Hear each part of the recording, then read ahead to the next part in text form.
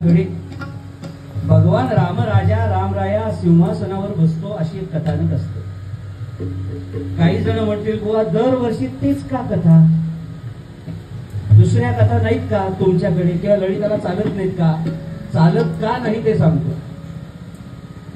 राम राज्य किंबहुना राम सिंहासनावर बसले हेच कथानक कुठलंही राम जन्माचा उत्सव असो तरी ललिताचं आख्यान तेच, कृष्ण जन्माचं उत्सव असो ललिताचं आख्यान राम सिंहासनावर बसतात तेच, गणपती जन्माचं आख्यान असो तरी ललिताचं कीर्तन राम सिंहासनावर बसतात तेच। याला कारण त्यावेळेस राम राज्याभिषेक अशी इतिहासातली एकमेव घटना होती, इतिहासातली एकमेव घटना होती की त्या जगातले सगळे राजे, सगळे योद्धा, सर्व लोक अयोध्येमध्ये एकत्र आले होते।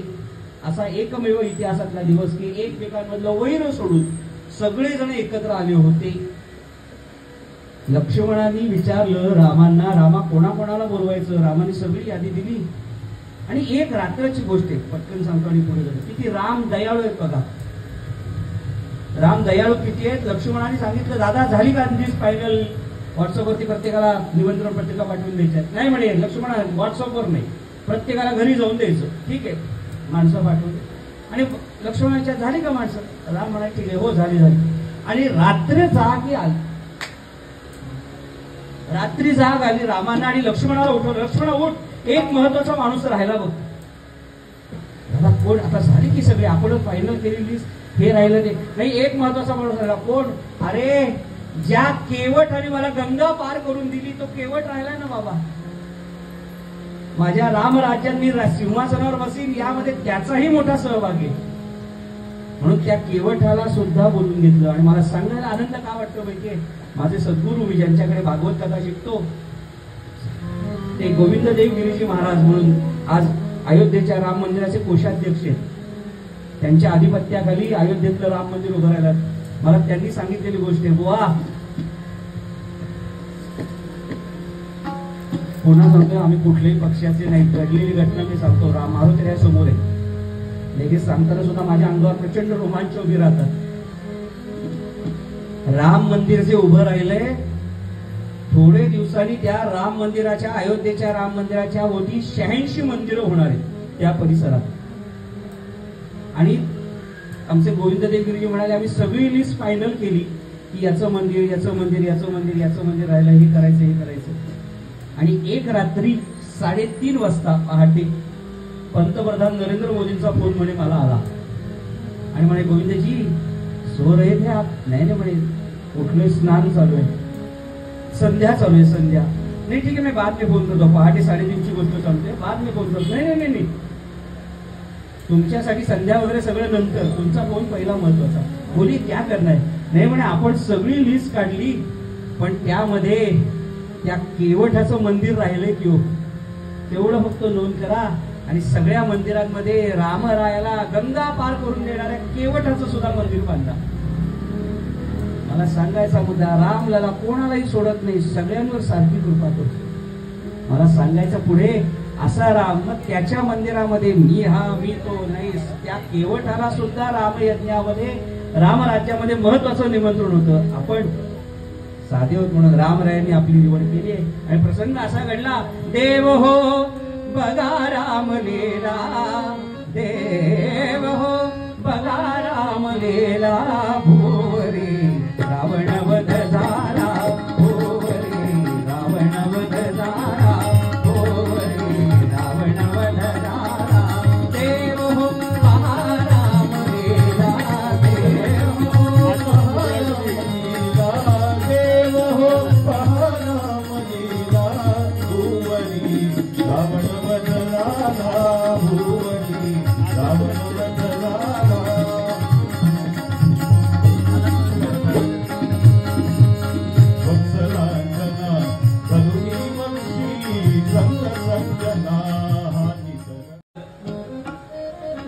भगवान रामचंद्रांचं विमान अयोध्येमध्ये आलं।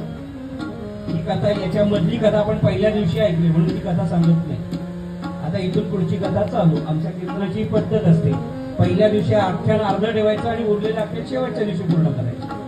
याला उपक्रम आणि उपसंहार असं म्हणतात. उपक्रम म्हणजे सुरुवात आणि उपसंहार म्हणजे सांगता. उपक्रम आणि उपसंहार सारखा असला तर ती गोष्ट सक्सेसफुल झाली असं मानायचं असतं. जेवणाची यादी भाग देतो की नाही सुरुवातीला आणि सांगतेला भाग देतो तो उपक्रम आणि उपसंहार. पोळीवरती जर जेवण संपवलं तर नंतर ताण होते की नाही, आमरस वगैरे पाहिजे, पाणी पिता येत नाही, त्यामुळे भात द्यायचा असतो. म्हणजे पहिला भाग आणि शेवटचा भाग, उपक्रम उपसंहार. कमीत कमी उद्यापासून कीर्तनात जेवताना आज आता उपसंहारासाठी भात आहे का असं म्हणून बघा. घरच्यांनी वा वा वा आपला माणूस लई स्टेटस शिकला असो, वाटेल तरी असो. उपक्रमासाठी काही आहे का असो. आणि रामचंद्रांचं आगमन झालं.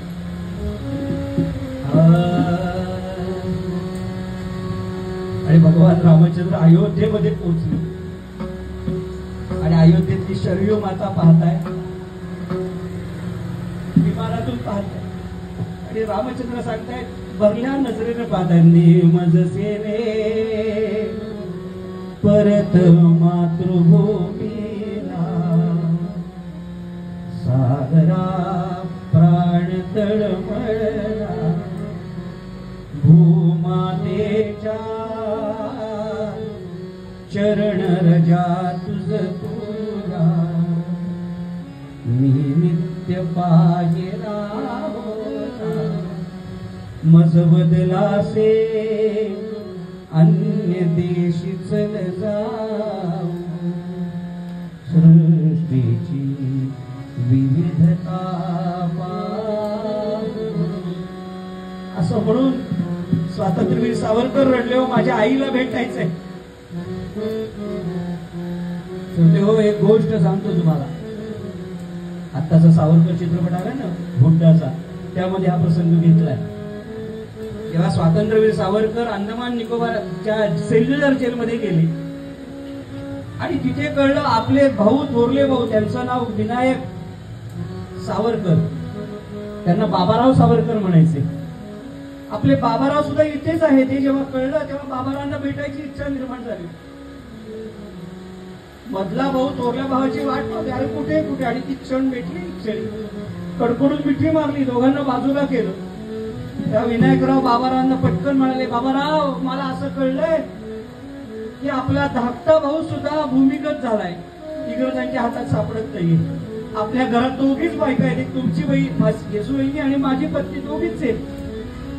अशा अवस्थेत असताना सावरकरांच्या तोंडी वाक्य काय आलं, अहो आपण तिघही जण घराचे बाहेर आहोत, आपल्या घराकडे कोण बघत असेल. या दोघी जणी घरात कशा राहत होत्या माहिती श्रोते हो. स्वातंत्र्यवीर सावरकरांचं बहूरचं घर सील बंद केलं होतं नाशिक मधलं. प्रत्येक नातेवाईकाच्या घरात राहत आहे, पण ही या दोघी जर घरात राहिल्या तर आपल्याही घराला सील लागू शकतो, म्हणून गोठ्यामध्ये राहायची व्यवस्था केली होती दोघींची. आणि धान्य सुद्धा देत नव्हते घरातले. का ते देताना कोणी पाहिलं तर काय, तर त्यांनी काय करावं, गाईला जे धान्य खायला घातलं जायचं ते गाईला न पचलेलं धान्य गाईच्या शेणातनं तसंच पडायचं. त्या दोघींनी ते धान्य बाजूला काढावं, धुवून स्वच्छ करावं, त्याचं पीठ करावं आणि त्याचं जगावं ते खाऊन. अशी कुटुंब भारत मातेसाठी जगली हो. म्हणून आपण आज आनंदाने आमरसपोरी जिलबी वगैरे हाणू शकतो यांच्यामुळे. आणि मी परत सांगेन, आजचा दिवस हा छत्रपती शिवाजी महाराजांचा निर्याणाचा दिन आहे.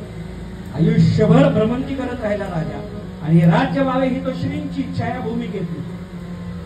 आऊसाहेब जिजाऊ सांगतील तीच फायनल दिशा, बस बाकी काही नाही. मला सांगायचा मुद्दा, या जगातली जी जी मोठी माणसं होऊन गेली ना श्रोते हो, ती सगळीच्या सगळी माणसं आई वडिलांची सेवा करण्यात गेली. आणि आम्ही भागवतामध्ये पहिल्याच दिवशी कथा सांगतो, आई वडिलांना त्रास देणारा धुंदुकारी पिशाच्य योनीमध्ये जाऊन पडतो. त्याला सोडवायला कोणी नाही हो, कोणी नसतं.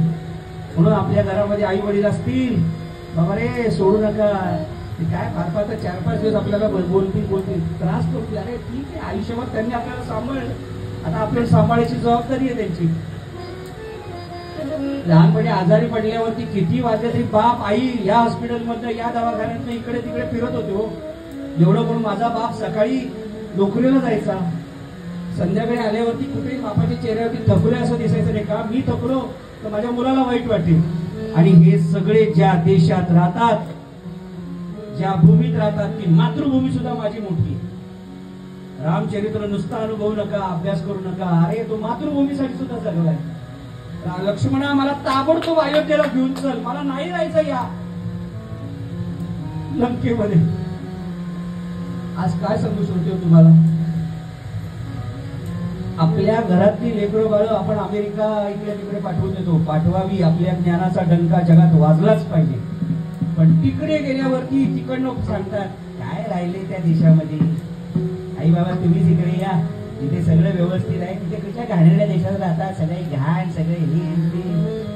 पण मला एकच प्रश्न पडतो, याच देशामध्ये राम जन्माला आले ना, याच देशामध्ये गोपालकृष्ण जन्माला आले ना, महाराणा प्रताप याच देशात जन्माला आला ना, बाकी कुठेही नाही हो. पावन देश. आणि पुन्हा जाऊ दे असं म्हणणाऱ्यांचे आजी आजोबा आई वडील याच देशामध्ये जन्माला आले ना.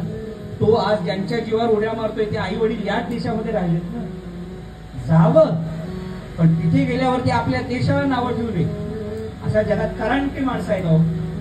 म्हणून यांच्यासाठी रामायण उपयोगाचं नसतं बाबा रे. त्यांच्या नाठाळ्याच्या मागे हाणून लाता एवढंच करावं लागतं. माझा देश आहे, झुकणे नाही दूंगा किसी के सामने असं म्हणणाऱ्या देशामध्ये आपण नागरिक होतो. वाईट त्याचं वाटतं म्हणून पुन्हा पुन्हा सांगतोय. आजचा हा उत्सवातला शेवटचा दिवस माझ्या आयुष्यातला आनंदाचा क्षण असतो. का जागृती करायला मिळते. सगळेजण आलेले असतात. अरे बाबा रे आपण उत्सव करतो, सगळेजण छान करतो. एवढा ही पिढी घडतीये पुढे, हा घडतो, किती आनंदाची बाब आहे. का हे घडतं, एका पिढीकडनं पुढच्या पिढीकडे दिलं जातं. मी ते गेले 7 दिवस फिरतोय प्रत्येकाच्या घरामध्ये, किती आनंदाची बाब आहे. प्रत्येक जण घरातला नमस्कार करतो, मला यांना करतो यांना करतो. ते मला नमस्कार केल्यानंतर तो प्रत्येकाचा नमस्कार करतो, पाया पडतो. का घरातल्यांचा नमस्कार केला पाहिजे आपण. आई वडील नमस्कार करतात तेव्हा तो नमस्कार करणार मला. हे सगळं घडलं इथे. म्हणून तुम्हाला सांगायचं मला हात जोडून विनंती आहे, आपण जी संस्कृती जपत आहात ना सगळेजण, ती लयाला जाऊ देऊ नका. घडवायला फार वेळ लागतो, बंद करायला एका क्षण सुद्धा कमी असतो. पण आपण बंद करू नका, आनंदाने करूया. अरे ठीक आहे, भांडणं असतात, वादावादी असतात, त्या सगळ्या इकडे इकडे मारुतीरायाच्या चरणी, रामाच्या चरणी आपण सारखे होतो. म्हणून आपला उत्सव आपण टिकून धरला पाहिजे. आणि आपण टिकून धरायचं असेल तर आपली नाती टिकवली पाहिजे, तरच उत्सव टिकतात. आता मी कायम सांगतो, 10-10 दिवसाचे उत्सव एकेका दिवसावर आले. आता 15-15 दिवसाचे उत्सव एकेका दिवसावर आले. कशाला उत्सव करायचा. वा कोण आहे आता गावामध्ये, सगळे गावातले बाहेर गेले. पण नाही, मला इथे मात्र चित्र फार वेगळं दिसलं. पण आपण सगळ्यांनी एकमेकांसाठी टाळ्या वाजवूया. सीता मातेचं स्वागत झालं, रामललाचं स्वागत झालं. सीता माता अयोध्येत कशी आली, वाल्मिकींनी वर्णन केली. जशी पहिल्यांदा जनकपुरीतून पहिल्या दिवशी आली ना, तसंच शालीनत्व तिच्या चेहऱ्यावर होतं. मानशी खाली घातली आणि शालीनत्वाने पायलं टाकत टाकत टाकत येत होती. आता काही जणी बघतील आता इथे गावात 14 वर्षाला पहिली कैकी सासूला धरते. राम आणि सीता पहिले कैकेयी मातेच्या दर्शनाला गेले.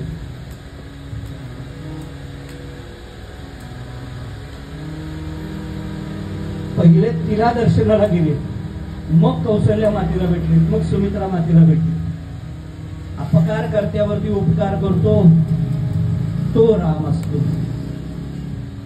उपकार कर्त्यावरती अपकार करतो तो माणूस असतो. त्यांनी माझ्यावरती अपकार केला, काही करा, त्यांनी तो वागला असेल, पण त्याला चांगलं वागायला मी प्रवृत्त केलं पाहिजे. स्वामी विवेकानंद आणि रामकृष्ण परमहंस एकदा कलकत्त्याच्या समुद्र किनाऱ्यावरती फिरत होते आणि त्या समुद्राच्या लाटा यायच्या. आपल्याला माहितीये, लाटा आल्यावर त्याच्यावर काही खेकडे यायचे आणि खेकडे आल्यावरती ती लाट मागे जायची, पण खेकडा काही जाऊ शकायचा नाही. तो खेकडा आला की कावडा यायचा आणि त्याला उचलायचा घेऊन जायचा. आपण अनेक वेळा कार्यक्रम पाहिला असेल आपल्या इथे. तो उचलायचा घेऊन जायचा. रामकृष्ण परमहंसांनी काय केलं, ही अशी अवस्था पाहिल्यावर जे काठावरती लाटेमधून आलेले खेकडे होते ना, त्यांना उचलायचे आणि पाण्यात फेकून द्यायचे. कावड्याने खाऊ नये म्हणून फेकून द्यायचे. खेकड्याला उचलला की तो खेकडा रामकृष्ण परमहंसांच्या हाताला डंख मारायचा, ते हात असा झटकायचे, पण प्रत्येक खेकडा टाकायचा प्रयत्न करत होते. विवेकानंदांनी, तेव्हा विवेकानंद होते, त्यांचं नरेंद्र होतं. नरेंद्राने प्रश्न विचारला, ठाकूरजी अहो तो खेकडा तुमच्या हाताला चावतोय, मग त्याला तुम्ही वाचवायचा कशाला सोडताय? सोडून द्या ना, वाचवू नका ना, त्याला कशाला वाचवताय? प्रत्येक वेळेस तो खेकडा चावतोय तर त्याला वाचवू नका, त्याला वाचवू नका. तेव्हा रामकृष्ण परमहंस म्हणाले, नरेंद्रा तो त्याचा चावण्याचा धर्म बजावतोय, मी त्याला वाचवण्याचा धर्म बजावतोय. तो जर चावणं सोडत नाही तर त्याला मी वाचवणं का सोडू? अशी माणसं आपल्याकडे होती हो. म्हणून अपकार कर्त्यावर सुद्धा उपकार करणारी माणसं होती. परिणाम गजर झाला सगळ्यांनी. आणि एक संध्याकाळच्या वेळेस भगवान रामचंद्र चंद्राकडे पाहताय.